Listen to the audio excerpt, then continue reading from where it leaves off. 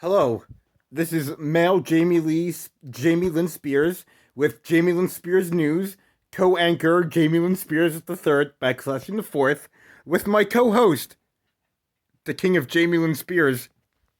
Are you ready? I guess not. Wow, okay. Episode 7 of Ahsoka, Dreams and Madness.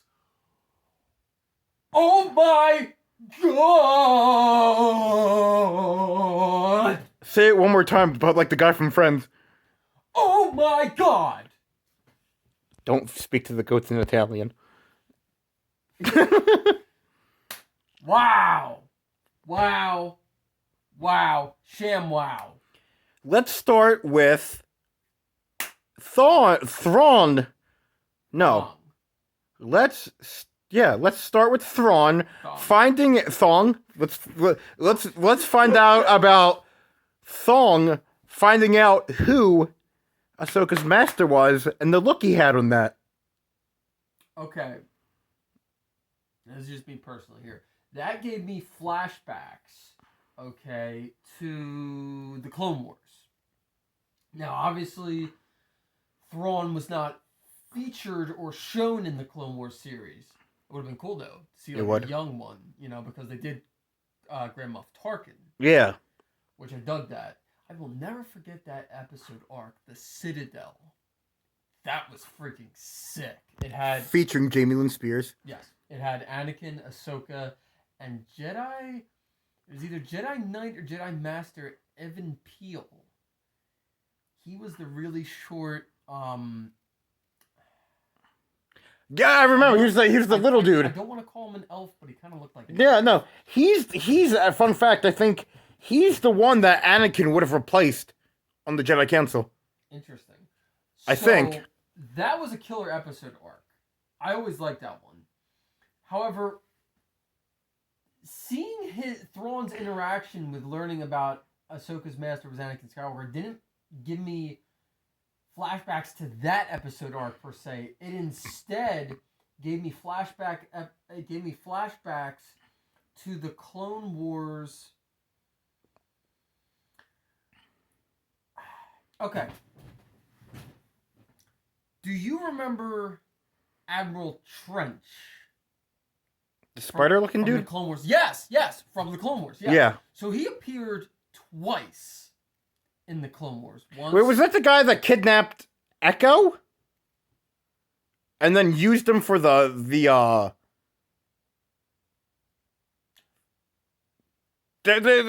when they found out Echo was alive, they brought in the Bad Batch. Yes. Is that where you're going with that? Yes. Yeah, because that was right. Because that's when Echo became part of the Bad Batch. Right. Oh yeah, that was Trench. Because yeah, then Anakin gets aboard and he kept right. Yes. Okay. So, Bazinga! Yeah. So Trench was featured twice in the Clone Wars. The original when he was fully like, I guess normal. Organic, and then the second time he was bionical. Right, because Cat and Mouse.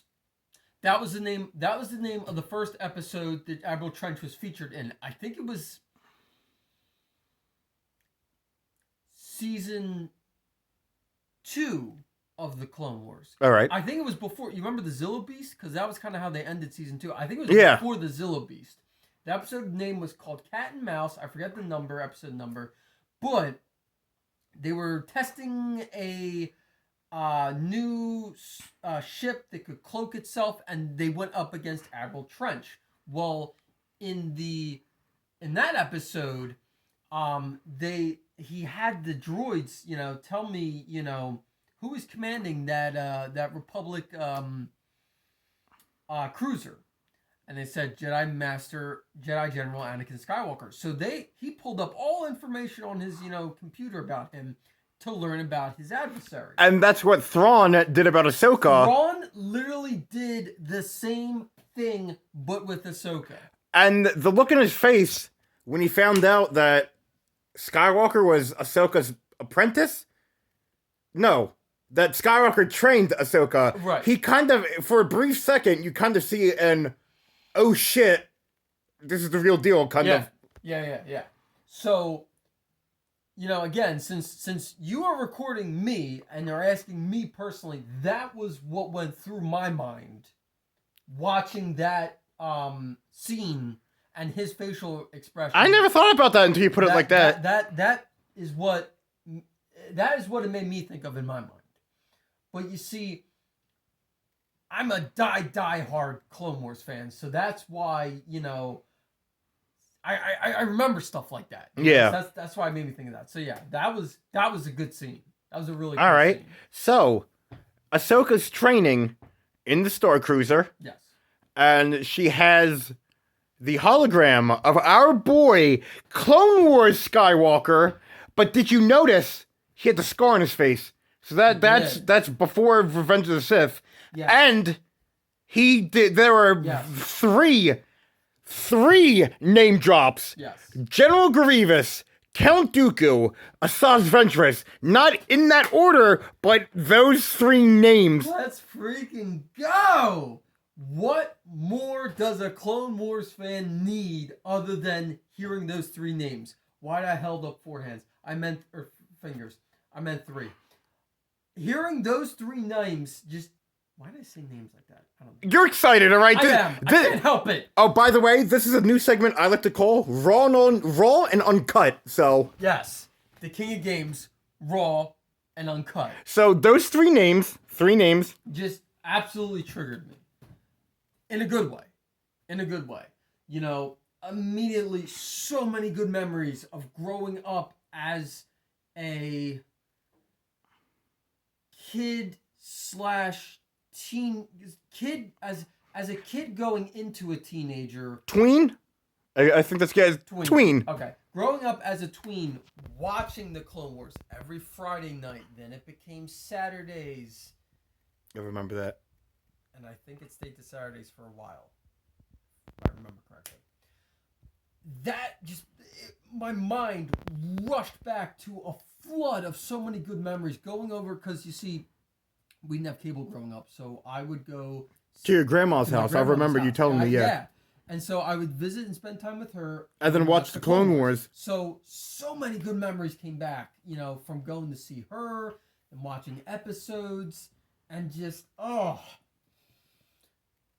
it made me feel it was a rush of emotions all at once. I don't know how else to describe it other than that. All right.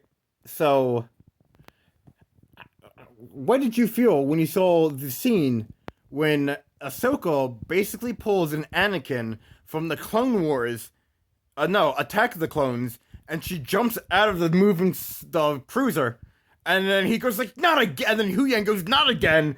To me, that was like, I hate it when he does that.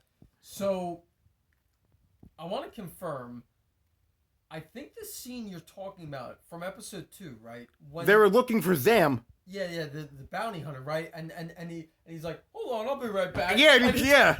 And then he's like, I hate it when he does that. Okay, so that was the scene I thought you were, okay. Yeah. I'm glad you said that to me, because then after seeing her do that, 100%, I saw Anakin in her. Oh, yeah. 100%. I actually really like that. I hope they meant to do that as like a callback. Yeah. Because if they did, it was executed so well. All right. Well. Ezra, this is the first time we get to see Ezra fight in live action. Yes. And without a lightsaber. Because Kanan Jarrus once said, just because you have a lightsaber doesn't make you a Jedi. This is true. So what are your thoughts about that? So, it's funny. I don't know. Do you remember in Rebels, Ezra called them bucket heads? Yeah, the stormtroopers, yeah. Yeah. So, that was funny. Watching them fight each other made me first think of that. And then it was a little weird watching him fight. Truthfully, at least to me, it was weird seeing him fight like that without a lightsaber. Yeah, because normally you fight he's training as a Jedi. Yeah, like season 1 season 1 Rebels Ezra Bridger. That was the combination of because his lightsaber was a blaster as well. And the lightsaber. So, that was half of it, I should say, because the first half was I don't know if it was the first half, but for the first couple of episodes was the slingshot. It was the slingshot, and then Kanan helped him make a lightsaber, and it was the blast, which I thought was a cool lightsaber design and of itself. Cool. But then I think it started with season 2. He just went to a full-on regular lightsaber with a green kyber crystal. Yeah. And from 2 to 4, that was just all he had. Final thoughts, comments, concerns, any gripes you had with it, or no? Are you kidding? Ladies and gentlemen, that's it. That was a genuine reaction right there. If you couldn't tell how happy and excited I am as both a Clone Wars fan and a Rebels fan, I mean, come on. There's, if you really can't tell my true happiness and excitement right now, I don't know how else to put it. Dave Filoni, I love you.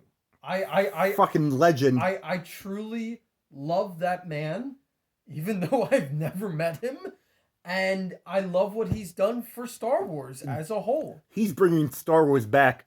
He is. He really is. Supposedly he studied solely under George Lucas. Yeah, he is. George Lucas was his mentor. And I don't know if he's going on record saying this or if other people have, but they consider him his protege. And I totally agree. Yeah, no, I see it clear as day. And, I know you'll back me up on this, but for years I have said Dave Filoni is a genius. That's why I call him Saint Filoni. I agree. And I am not giving up on my patron saint of Star Wars, Saint Filoni. I love that. And with that being said, this ends the second episode of Raw and Uncut with your boys, the King of Games 98 and Kevlar Wolf. Tune in to the third episode, and hopefully not the last, because I actually like doing these, of Brendan watching. Stay tuned for his reaction to the finale of Ahsoka. Ahsoka, yeah. Peace, love, and remember, when given a choice of the blue red pill or the red pill, combine them and make purple and get the best of both worlds. Amen.